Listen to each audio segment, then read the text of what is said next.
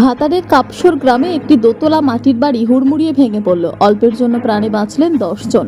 মঙ্গলবার 11:30 ওই ঘর মালিক জানালেন প্রায় 1 লক্ষ টাকার সম্পত্তি নষ্ট হয়েছে।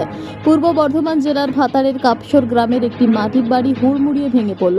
তবে দিনের বেলায় এই মাটির বাড়িটি ভাঙার জন্য অল্পের জন্য প্রাণে বেঁচে গেলেন 10 জন। তবে বাড়ি ভাঙার সময় বাড়ির মধ্যে দুজন ছিল, তারা দ্রুত ঘর থেকে বেরিয়ে আসার জন্য তাদের কোনো ক্ষতি হয়নি বলে জানা গেছে। আজ সকালে ঘটেছে এই ঘটনা। আতঙ্কিত হয়ে পড়েছেন পরিবারের লোকজন। বাড়ির মালিক মহিবুল হক জানান, আমি আর আমার বাচ্চা বাড়ির মধ্যেই ছিলাম। প্রথমে ভূমিকম্পের মতো বাড়িটি কাঁপছিল, এরপর আমরা ভয় খেয়ে যাই।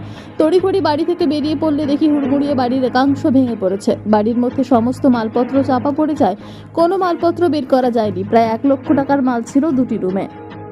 মঞ্জিরা বেগম শেখ। না, কোন গ্রাম এটা? কাপসর। কি ঘটনা ঘটলো?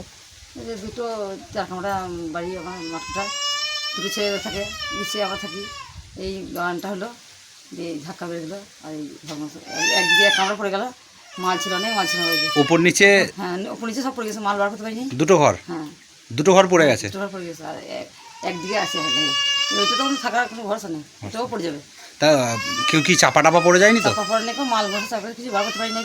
দুটো ঘরেরই কিছু বার করতে পারেনি? কিছু বার করে নাই, থাকারও জায়গা নেই। আপনার ওই 1 লাখ টাকার মতো মাল নষ্ট হলো, আর ওই কাপড় জামা কিছু বার করতে পারিনি, পড়ার মতনও নাই কিছু, সব চাপা পড়ে গেছে। চাপা পড়ে গেছে।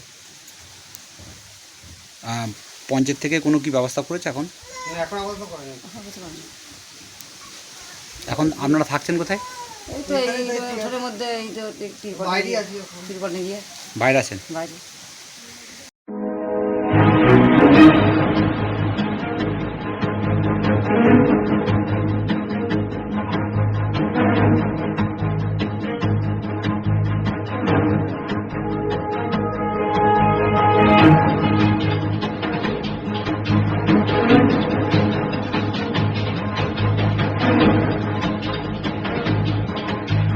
Thank you.